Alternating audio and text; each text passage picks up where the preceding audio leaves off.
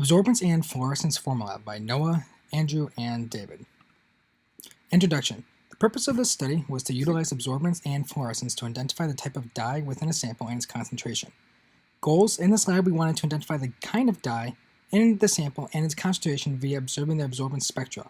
Also, we wanted to compare the fluorescence absorbance to its emittance. The results: based off the absorbance values of the unknown dye and the known absorbance values of two dyes, it was concluded the dye was a lapidus dye. So models. The models used in the experiment are those of absorbance spectra, fluorescence spectra, and Beer's law in order to determine the concentration. So absorbance is the amount of light absorbed at a specific wavelength. Absorbance can be used to measure the concentration of a molecule in its solution using Beer's law. When a photon has enough energy, it can be absorbed, and an electron with a lower energy state can transition to a higher one. Absorbance spectra. So the absorbance spectra of an individual substance is the relationship between the wavelengths and the intensity of light absorbed, and will act as a fingerprint for that substance. It allows us to identify the substance that the light is passing through. Other than the identification, it allows us to see the wavelengths that a substance best absorbs, which is called the AMAX. So the fluorescence spectra.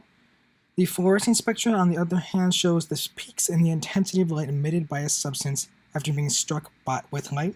So this differs from absorbance spectra because it shows the light that is absorbed and re-emitted, often different, slightly lower energy wavelengths of light.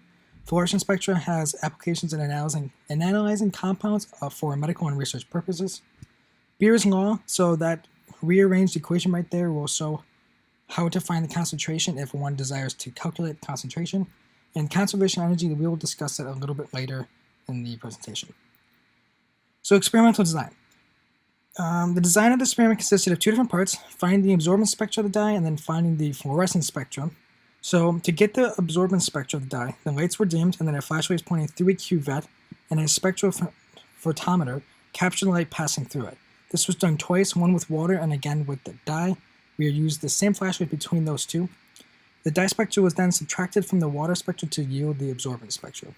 In the second part of the experiment, the setup was the same, except the spectrophotometer was placed perpendicular to the flashlight in order to only measure the fluorescence of the fluorescent.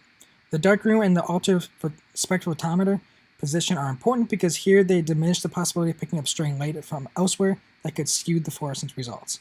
We want to ensure that only the light being emitted from the substance is picked up.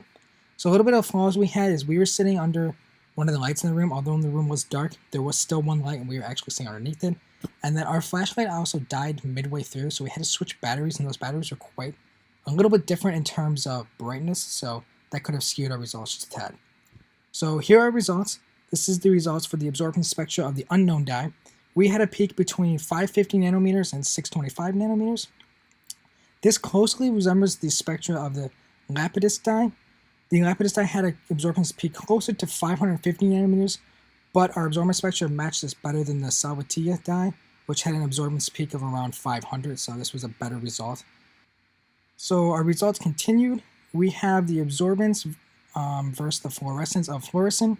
So the absorbance peak was around 500 nanometers, and the emission peak was around 525. The absorbance peak was scaled down just a little bit by about 25%. And that's not important on our study. What was more important was the wavelength in which it peaked at. So that's what we were concerned about, not necessarily the height of the peak. What was important about this particular method that we did is we had an issue with the flashlight, which could have skewed our results just a little bit, especially the fluorescence. The fluorescence peak was quite smaller than it should have been, but like we said, that's not really important. Our study was more along the lines of the wavelength. So what we saw here was that the wavelength of emissions is actually a little bit longer than the wavelength of the absorbance values, and we will see here why in just a second. So discussion, we have the absorbance and the fluorescence. So when the light is absorbed by the fluorophore, its electrons get excited and move from the ground state to a maximum energy level. The fluorophore undergoes a conformational change and the electrons will fall down to a more stable, lower energy level.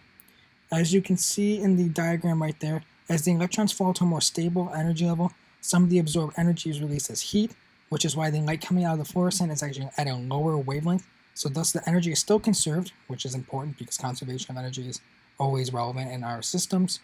And since the energy difference is due to some of the light being lost.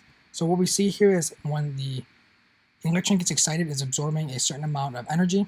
It loses a little bit of energy as it goes, but then when it drops down to that next, back to its ground state, it releases the rest of the energy, which is at a little bit less than what was originally absorbed because it lost a little bit along its path.